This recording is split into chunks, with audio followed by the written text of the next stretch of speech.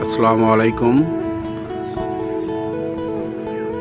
আপনাদের যাদের আম প্রয়োজন হবে তাদেরকে আম সরবরাহ করা হবে আমাদের ঘোড়াঘাট থানা, দিনাজপুর জেলা থেকে। অরিজিনাল গাছ পাকা আম পাবেন। যাদের লাগবে যোগাযোগ করবেন।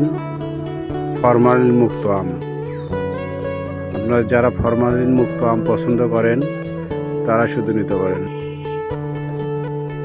আমাদের বাগানে প্রচুর আম গাছ আছে।